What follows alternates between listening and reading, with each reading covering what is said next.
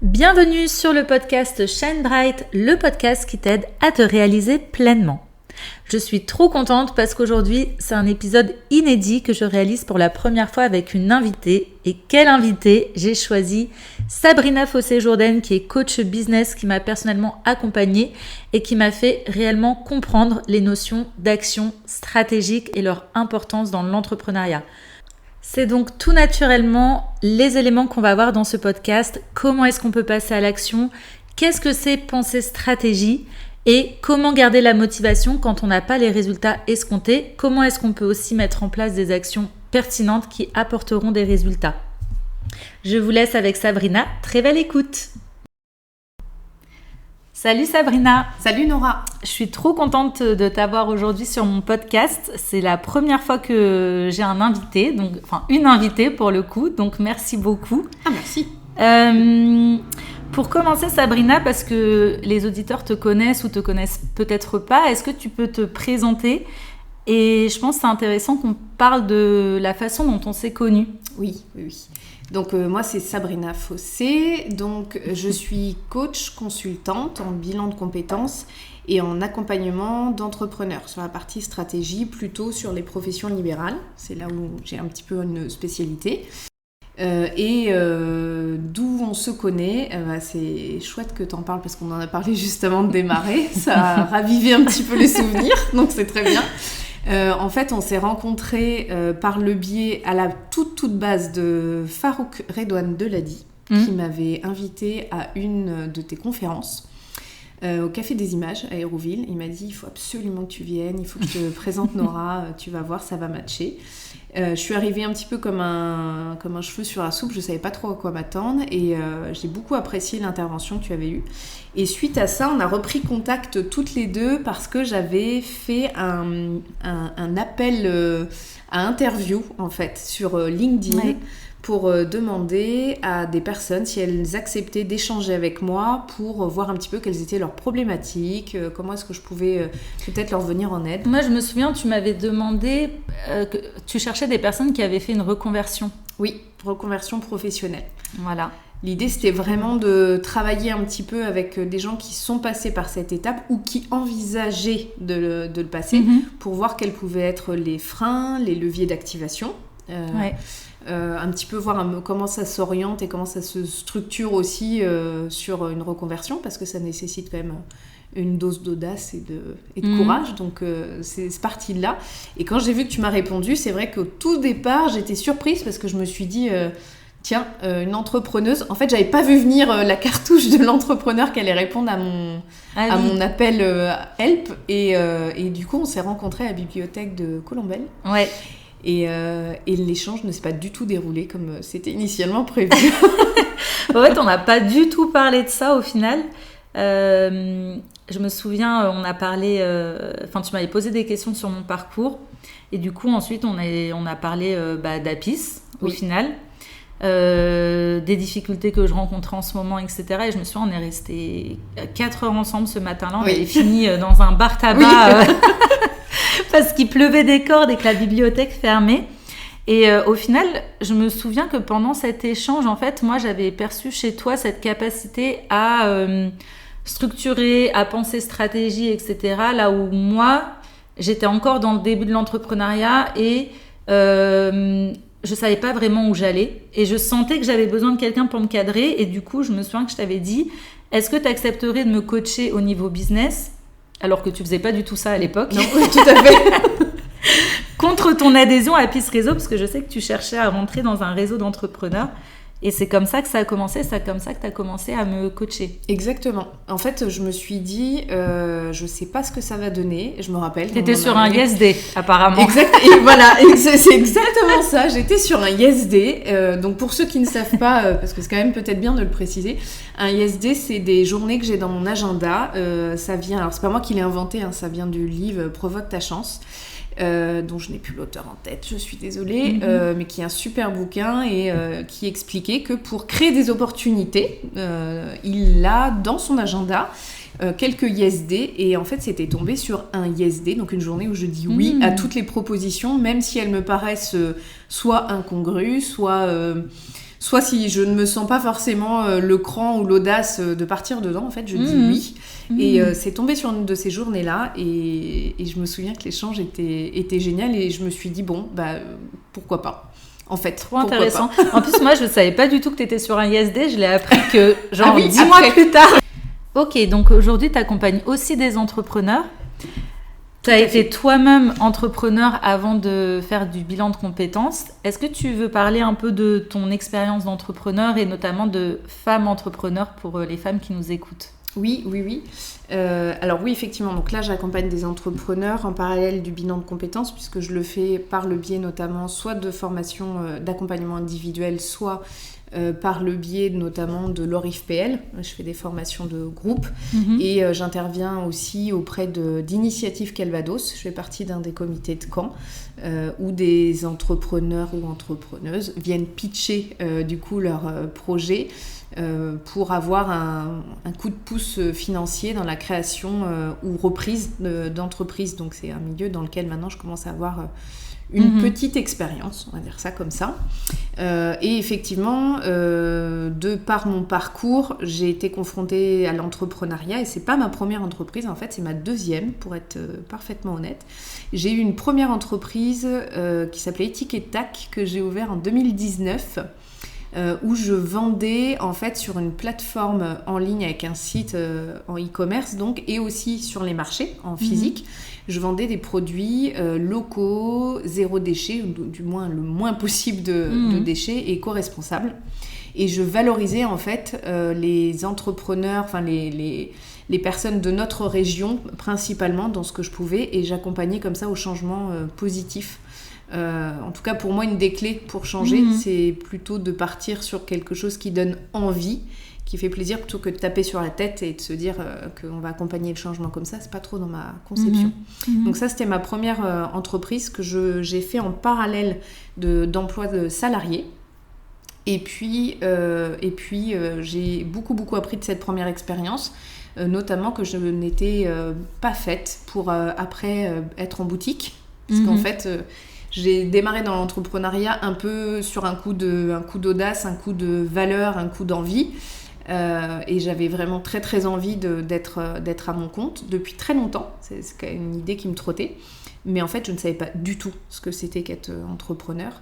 Et je me suis pris, je pense, tous les revers de l'entrepreneuriat, c'est-à-dire ne pas réfléchir à sa rentabilité, ne pas réfléchir réseau, réfléchir comme une femme, c'est-à-dire réfléchir beaucoup en mode contrôle et je veux faire toute seule et surtout me débrouiller. Enfin, je me suis vraiment pris tous les revers qu'on pouvait se prendre, mais ça a été une formidable expérience qui m'a ouvert 1 milliard de portes, donc pour lequel j'ai absolument pas de regrets.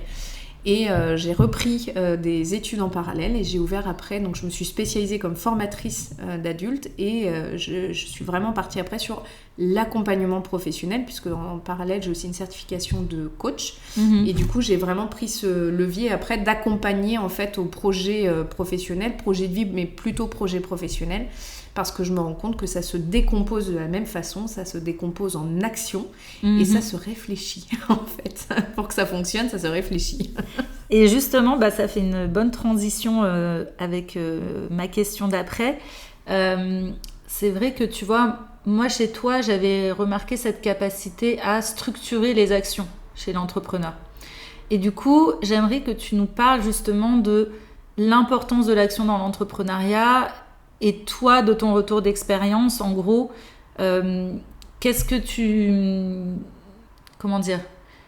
tu préconiserais à un entrepreneur aujourd'hui par rapport à l'action, la mise en action, et notamment aux entrepreneurs femmes ? Alors vraiment, je dirais que pour les femmes, ce qui ressort très nettement, c'est qu'en général, par peur, on peut parler de syndrome d'imposteur, on peut parler aussi des fois d'estime de soi, de confiance en soi, de perfectionnisme, de peur du rejet. Enfin, c'est lié souvent plus à un mindset qu'autre chose d'ailleurs. Mais en fait, souvent, c'est l'inaction, la peur en tout cas de l'action, a tendance à générer de l'immobilisme. C'est-à-dire qu'elles ont des beaux projets, vraiment. Pour voir beaucoup de femmes entrepreneuses, elles ont vraiment de quoi changer le monde positivement. Mais souvent elles ont du mal à viser grand, à viser haut. Elles ont peur, beaucoup plus que les hommes. Elles vont en général chercher à beaucoup plus sécuriser. Après, il y a aussi toute une réalité. Quand on est femme, qu'on le veuille ou non, même si on est assez avant-gardiste, la gestion aussi de la famille, la question de l'entrepreneuriat, c'est aussi les enfants, c'est aussi avoir assez de rentrée d'argent. Donc, il y a tout un tas de facteurs environnementaux qui peuvent venir beaucoup plus freiner une femme qu'un homme. Et d'ailleurs, on le dit, même sur une offre d'emploi, à poste égal, un homme qui a beaucoup moins de compétences va oser davantage postuler, là où une femme va attendre de remplir plus de 70-80% de la fiche de poste. C'est vrai que c'est un vrai problème, ce côté perfectionnisme, syndrome de l'imposteur, etc. Et justement, toi, du coup, ce serait quoi tes conseils pour oser quand même y aller, se mettre en action, mettre en place aussi les bonnes actions, parce que voilà, je trouve que des fois on entreprend et on ne sait pas trop par quel bout prendre les choses, etc. Toi, ce serait quoi tes conseils pour justement réussir à structurer ces actions et à se mettre en action aussi, en dépassant ce fameux syndrome de l'imposteur notamment? La base pour moi, vraiment la base de la base, c'est bien se connaître. Parce que tout peut fonctionner, et je le dis souvent en formation, là je sais que s'il y en a qui m'écoutent et qui ont déjà fait une formation avec moi, ils vont reconnaître, tout peut fonctionner mais pas pour tout le monde.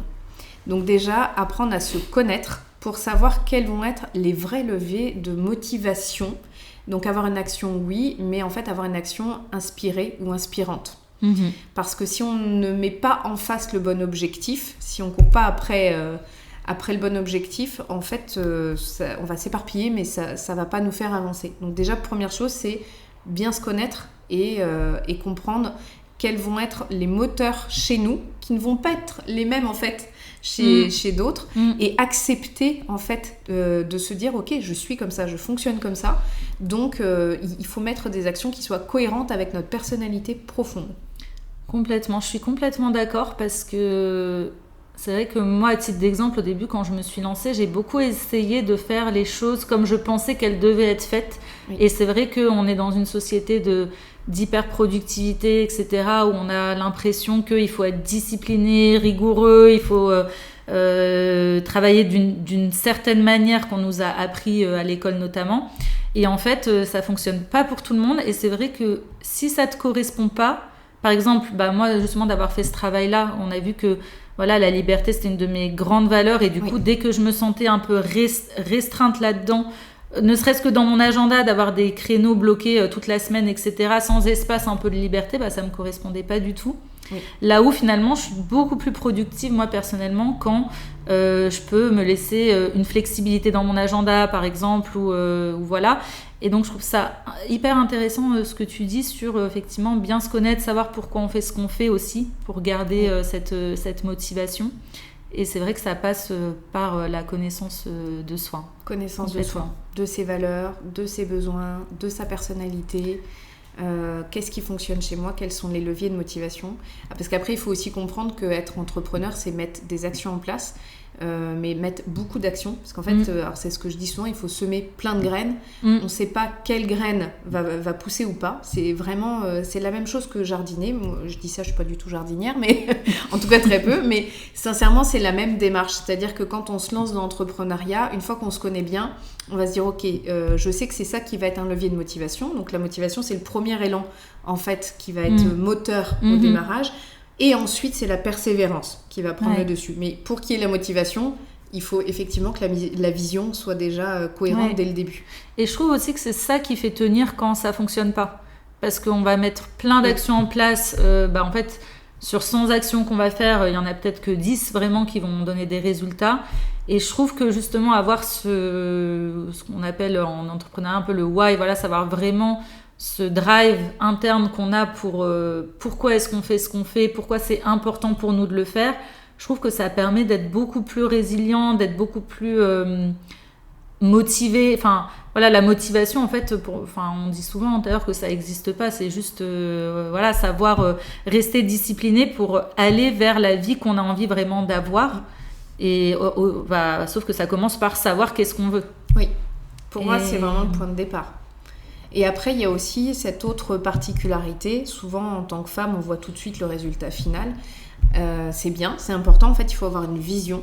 Par contre, la mise en action, ça passe par plein d'actions. Donc en fait, c'est ok de voir la montagne. Maintenant, c'est quelles sont les petites pierres qu'on va mettre pour arriver au sommet. C'est ça. Le tout, c'est de lancer en fait c'est un cercle vertueux, qui est la même chose d'ailleurs au sens négatif, donc ça fonctionne malheureusement dans les deux sens, mais c'est bien de savoir que si ça fonctionne dans un, ça fonctionne dans l'autre. Donc en fait, le plus difficile, souvent, c'est la première action. Une fois que la première action est faite, finalement, après, c'est juste de l'entraînement. On recommence, on réitère. Et j'aimerais bien aussi qu'on parle, parce que moi, ça m'a beaucoup aidé dans notre accompagnement, de la vision aussi stratégique. Parce qu'effectivement, faire plein d'actions, c'est bien, ça apporte toujours des choses, mais des fois, si on ne pense pas stratégie, ça va nous apporter des choses qui ne vont pas forcément nourrir notre business. Et moi, pour l'avoir expérimenté, on en a parlé en off juste avant, mais moi, je suis la pro de l'action. Je vais faire plein d'actions, mais hyper désordonnées, qui n'ont des fois aucun sens juste parce que j'ai envie de les faire. En tout cas, avant, je fonctionnais comme ça. Là où maintenant, justement, j'ai appris à penser stratégie et faire des actions stratégiques. Après, qu'elles ont des résultats ou pas, voilà, mais au moins penser stratégie. Est-ce que ça, tu peux un peu nous en parler ? C'est quoi penser stratégie ? Alors, penser stratégie, c'est toujours se dire, est-ce que, et c'est une phrase que mon mari me redit souvent d'ailleurs, est-ce que tu agis dans ton intérêt ? Penser stratégie, c'est ça. C'est-à-dire, faire des actions, c'est ok. Maintenant, est-ce qu'on agit vraiment dans notre intérêt ? Notre intérêt, c'est quoi ? C'est que notre business fonctionne. Pourquoi ? Parce qu'on vit malheureusement pas d'amour et d'eau fraîche. Et si on veut vivre un métier passion, quelque chose qui nous plaît, qui nous intéresse au quotidien, qui vient nous nourrir, il faut aussi que ce soit quelque chose qui soit viable. Déjà, quand on remet cette réalité, ça permet aussi de légitimer le fait que, ok, c'est normal d'être payé aussi pour ce que l'on fait. Il faut juste créer un match qui soit bon et qui soit cohérent, en fait. Complètement. Parce que ça, c'est vrai que c'est une vraie question de savoir mettre un tarif sur son offre, de savoir faire des actions pour vendre in fine, parce qu'au final, dans le business, toutes les actions qu'on fait, finalement, la finalité, c'est de vendre, de se faire connaître pour vendre aussi. Oui. Donc, il y a vraiment ça à garder en tête, mais on pourra en faire un autre épisode vraiment sur le sujet vraiment de la vente, parce que je pense que c'est un vrai sujet. Il y a aussi peut-être ce retour de résultat, c'est-à-dire que quand on a quand on a des objectifs, c'est ok, mais c'est ok aussi de se dire, d'accord, par contre, quels sont les résultats que je vais attendre ? Parce que quand on a, comme toi par exemple, cette facilité à faire plein d'actions, souvent dans nos accompagnements, quand on se voyait, souvent je te disais d'accord, mais qu'est-ce que ça t'a rapporté ? Voilà, qu'est-ce que ça t'a rapporté ? Parce que faire des actions parce que tout le monde dit qu'il faut par exemple publier sur les réseaux, d'accord, ok, maintenant est-ce que ça t'a rapporté un seul client ? Si la réponse est non, ça ne sert à rien. Tu fais une publication mais tu mets pas de ce qu'on appelle un call to action à la fin. Tu lances juste une publication pour la lancer, ça te sert à quoi ? Donc c'est vraiment déterminer, ok, là quels sont mes objectifs par rapport à ça. Mais les objectifs, c'est pas toujours un objectif d'argent. Des fois, ça peut être juste, est-ce que j'ai récupéré des abonnés ? Est-ce que mon taux de satisfaction est bon ? Parce que quand on veut développer son entreprise, la clé, c'est vraiment de répondre aux besoins de son client. Et pas à ce qu'on imagine être le besoin du client, mais vraiment au besoin de son client. Donc, est-ce que mon client est satisfait ? Et ça, comment je le mesure, tout simplement.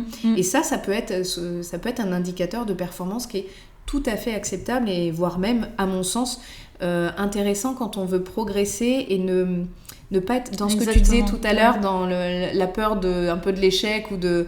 Où il faut forcément que ça fonctionne. En fait, je pense qu'il faut se confronter à ces résultats, en fait. Parce que je trouve que des fois, quand on fait plein d'actions comme ça, sans chercher à répondre à un objectif ou quoi, on camoufle aussi, du coup, la réalité, entre guillemets. Oui. C'est-à-dire qu'on va faire plein d'actions. Ok, on se dit, on a été productif parce qu'on a fait plein d'actions.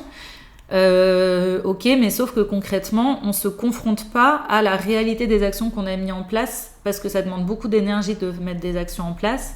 Donc autant mettre l'énergie au bon endroit, et pour ça en fait on peut que le faire, je trouve maintenant avec le recul, en calculant le retour de ces actions. Exactement. 80-20. C'est ça, et pas vouloir faire trop de choses, mais vraiment être focus et avancer. Et j'ai une autre question du coup, parce que comment est-ce qu'on peut rester motivé quand justement on n'a pas les résultats escomptés de nos actions ? Alors, à mon sens, déjà ce qu'on disait tout à l'heure, la vision. Quand on sait pourquoi on le fait, déjà, c'est un premier point. Quand on sait que fondamentalement, on fait ça pour faire quelque chose de bien et de positif, ça devient déjà plus facile aussi d'accepter... entre guillemets, l'échec. J'aime pas trop parler d'échec, mais... deuxièmement, c'est peut-être aussi de se détacher de ça, déjà en tant que personne, se détacher de « mon business n'est pas moi ». Donc, c'est pas parce que je ne réussis pas une action que je suis moi, quelqu'un qui échoue. C'est pas la même chose. Et troisièmement, c'est aussi peut-être quelle leçon est-ce que ça m'apprend ? Est-ce que finalement, j'ai vraiment raté quelque chose ? Mais parce qu'en fait, raté, mais encore une fois, raté quoi ? Est-ce qu'en fait, c'est parce que je m'adresse pas à la bonne cible ? Est-ce que je m'adresse à la cible, mais finalement, c'est pas le bon budget qu'ils ont, donc mon message n'est pas adapté ? Est-ce que moi, je suis alignée dans mon message ? Ou est-ce que j'ai essayé de copier quelque chose qui ne me ressemble pas ? Enfin, c'est de reprendre finalement, là encore, prendre ça comme un feedback.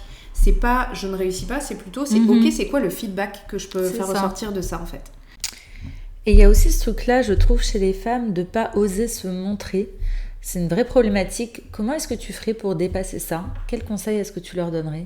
Moi, ce qui me vient en tête quand tu dis ça, c'est vraiment en fait d'être...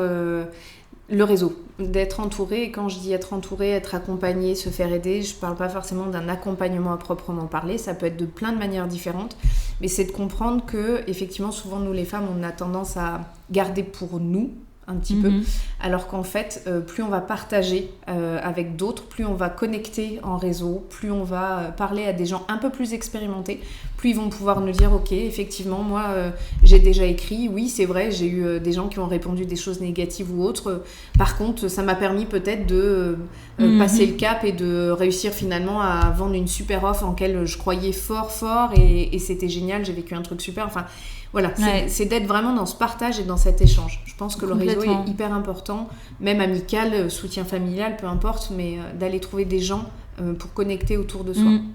Je suis complètement d'accord avec toi, ça aide à... déjà, c'est important, je trouve, d'avoir aussi des modèles auxquels s'identifier, qui font ce qu'on a envie de faire, qui sont un peu un niveau au-dessus, justement, pour, comme tu dis, déblayer un peu les premières difficultés qu'on va rencontrer. Donc, c'est un super conseil. Du coup, si je devais résumer cet entretien, c'est un peu les clés de réussite aussi qu'on a données là pendant 20 minutes sur un entrepreneur justement qui réussit, qui échoue. On peut le récapituler comme avoir une vision claire, bien se connaître. Bien se connaître. Et le fameux, mais qui est vrai, mieux vaut fait que parfait. Exactement. Et on va se quitter là-dessus. Merci beaucoup Sabrina. Merci Nora. Et si on veut te retrouver, on peut te suivre où ? On peut me retrouver alors sur LinkedIn, c'est vraiment le réseau que j'utilise le plus, Sabrina Fossé-Jourdain.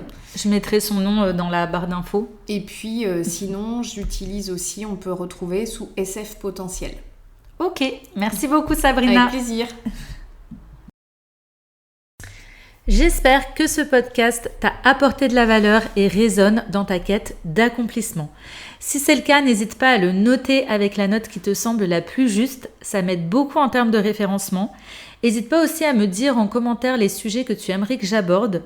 Je prends toujours en compte les remarques et suggestions des auditeurs.